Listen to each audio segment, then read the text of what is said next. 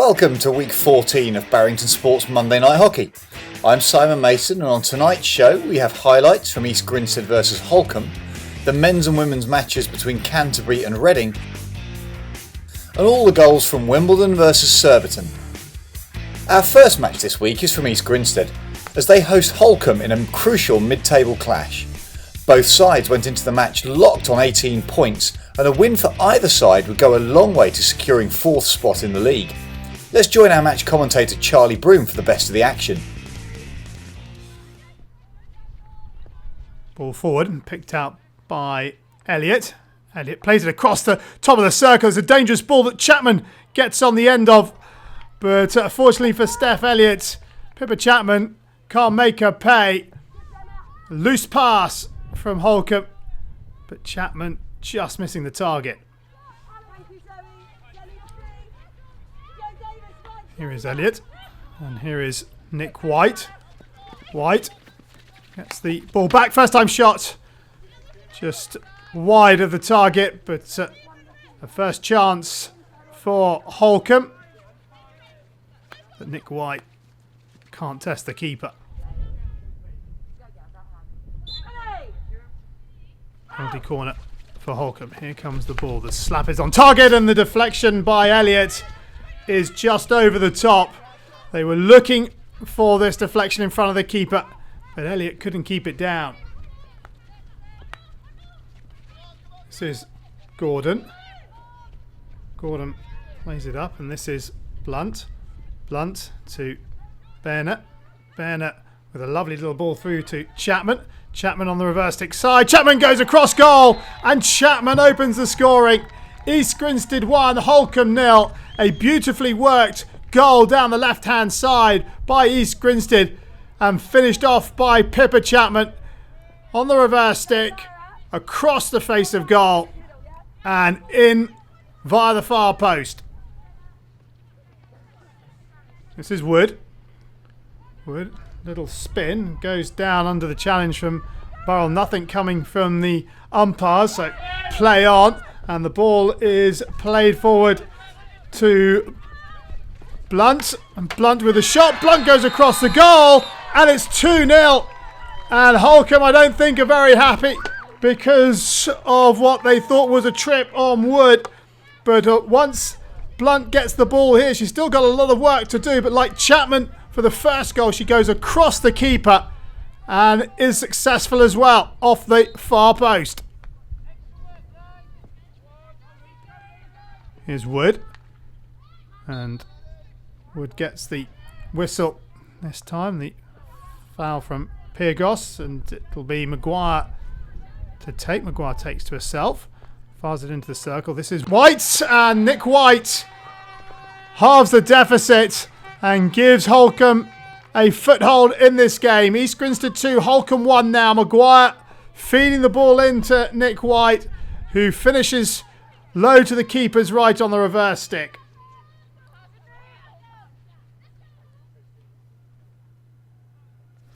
In comes the short corner, and the shot is in. Alice Pyrgos makes it 3-1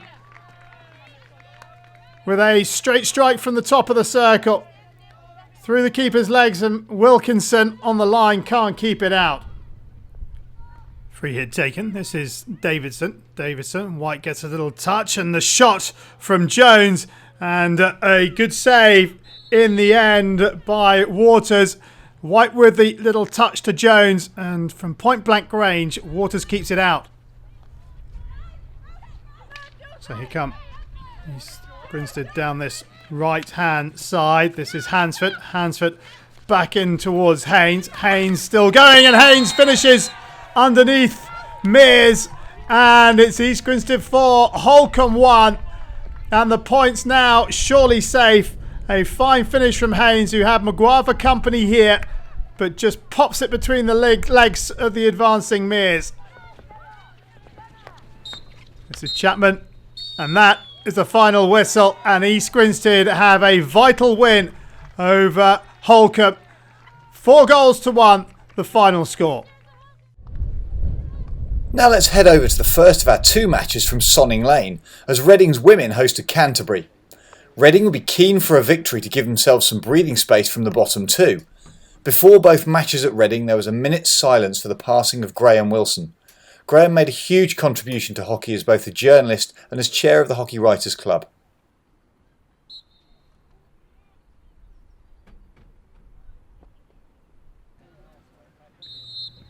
So Reading will get us underway, attacking the goal to our left-hand side. And the ball played up this right flank, aimed towards Coburn, but coming across to get it out was Rowe. Rowe and Coburn. And Coburn still going. Finds Blackwood. Blackwood into the circle. Oh, what a start! 22 seconds on the clock. And it's Reading 1, Canterbury 0. The visitors still on the coach as Blackwood gets through the middle of the defence onto the reverse stick and nutmegs fagging goal. Chance for Canterbury. Good save from Ellis. Long corner. And Canterbury have taken it quickly. Shot comes in and it's gone straight through Ellis. Well, Ellis makes a great save from the penalty corner, but then Sarah Curley puts one right through it. Gets the shot away. Ellis tries to clear with the left leg and only deflects it in the goal. Clulo, good jab tackle and one possession back. Here's an opportunity for Canterbury. Good save, Ellis, and the rebound doesn't quite fall for Clulo, but Canterbury still have possession. This is Wilson. Wilson to the circle. Wilson on the reverse stick. Right across the face of goal. Brown into Curley. Curley couldn't get it under Ellis. The rebound falling just past the end of Mel Clulo's stick. Then Jem Wilson on the reverse stick. Rifles it across. Oh, that's not far away. Penalty corner. Clulo with the strike. Wow. Is that Downer who's managed to put that over, or did Ellis get a stick on this? This is going in. It's Downer. What a stop that is. Reading with the penalty corner. Straight strike. And it's in. Ellen Barnes restores Reading's lead a minute before the break. Straight to the top of the circle. And Barnes, oh wow, Fag has had a shocker straight through it. Penalty corner for Canterbury. Clulo playing the 1-2 leaves it. This is Ballsden and it's in. And Ballsden, who scored from a similar routine last weekend against Surbiton, is on the score sheet again. Clulo playing it out to the right hand side. Then opts for it back, leaves it. Ballsden with a shot on target. Huge deflection off Maz Downer, but it's in.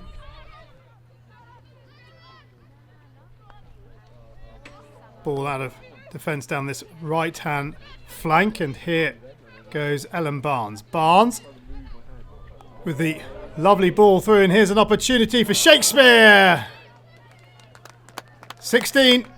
Nice ball from Barnes inside the desperate lunge defence of Lucy Barnes, and Shakespeare just gets underneath it with Hunt sliding in. Penalty corner. Ballsden, good save by Ellis. It's not away. Here is Kelly. Goal! And it's been turned in by Anna Kalarova with 10 minutes to go. Canterbury extend their lead. Ballsden from the top of the circle. Good save by Ellis. Deflected out of harm's way, but Curley picked up the rebound, fires it across, and that's a great deflection by Kalarova.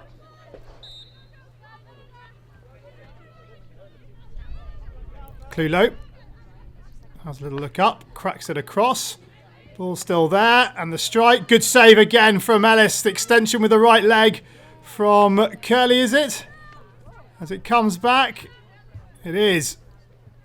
Sarah Curley with a great strike and a good save by Ellis. Can Reading find a way back into this one? The ball's being played out on this near side. Clulo comes across to take. And there is the final whistle. And a good win for Canterbury on the road. Reading 2, Canterbury 3. Leicester took a huge leap towards safety as they beat Buckingham thanks to goals from Liz George and Rachel Mack, and the University of Birmingham beat Clifton by 4 goals to 2. This means that at the top of the table, the University of Birmingham have put up a 4-point gap, although Surbiton do have a game in hand. East Grinstead take control at the 4th spot, and it's becoming a 3-horse race for relegation as Reading, Bowden Hightown and Buckingham are all in trouble. Now over to the Men's Premier League. Canterbury visited Reading on a roll, having won their last 2 matches, whilst Reading were unbeaten in 3.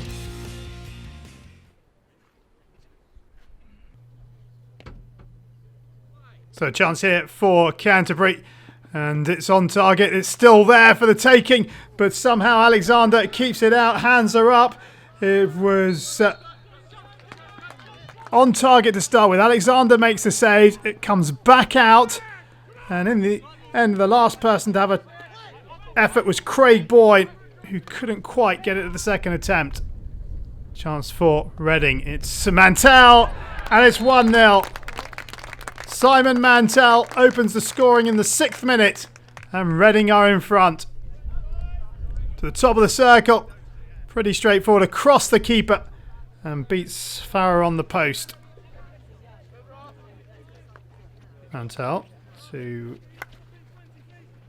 Clark down this right-hand flank, and a chance here. This is Boone. Boone making the running, and it's been turned in by Simon Mantell at the second time of asking, but a great run down the right flank by Ben Boone.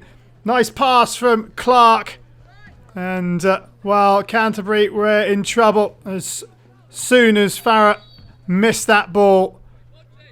Boone with his head up. Mantell in the centre. Well, actually, it's off the foot and then finished by Mantell. Penalty corner for Reading. Again, it goes that left castle. This time the shot is saved, but it falls to Richard Mantell, and it's Reading 3, Canterbury 0. And we're 14 minutes into the game. Canterbury with a dreadful start in this match. Good initial save by Stubbings, but it's back into the danger zone, and Richard Mantell makes no mistake. Free hit taken by Clark, fired into the circle, and just over from Reading as the ball is fired across. Takes a deflection up, and then Kelly with an improvisation that almost comes off. Here is Brown. Brown with his head up looking for that pass. Brown still going, finds the pass, and a chance here across the face of goal, and just deflected wide. But a good opportunity for Canterbury, and it's Brown at the heart of it again. As the ball is fired across, good commitment at the back post by Boyne. Brown. And Canterbury with a chance to break. They've got numbers forward here, and here's an opportunity. Alexander will come to cover. Oh, it's Boyne with a shot. It's come off the post, and Alexander committing himself when perhaps he didn't need to. Missed in the middle by Adams. Here Alexander, he's gone AWOL, and when Boyne makes the turn, Reading don't have a keeper.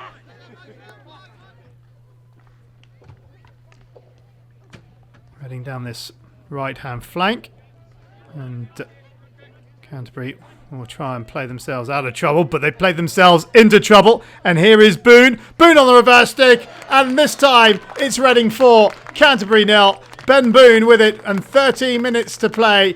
The points, if they weren't already, are now almost certainly safe. Boone, good pressure to win the ball back high up the park, and well, then does it all by himself. Good finish. Brown. Is there to be a consolation for Canterbury? Here is Oates. Oates. Still going, Oates. Nice work.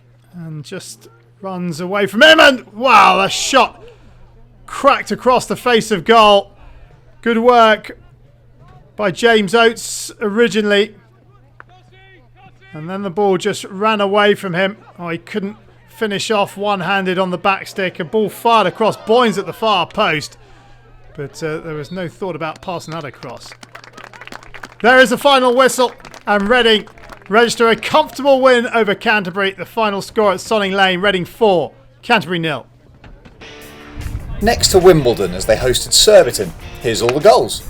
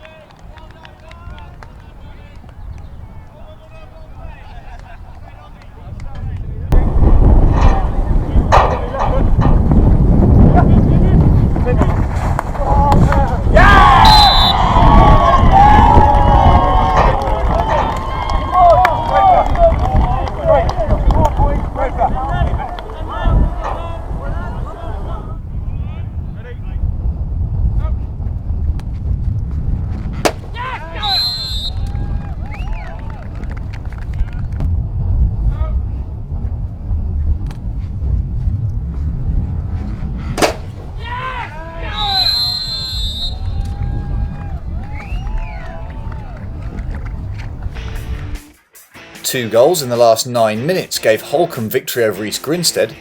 Cannock were losing 4-2 at half-time to Brooklands Manchester University and managed to score 4 unanswered second-half goals to win 6-4. And Beeston scored 3 times in 10 first-half minutes to beat Hampstead and Westminster by 3-2.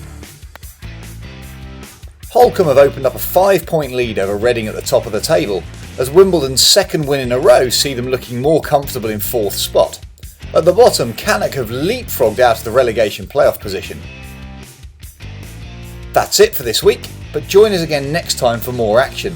Subscribe to the Barrington Sports YouTube channel and head over to galvanizehockey.com for extended match highlights.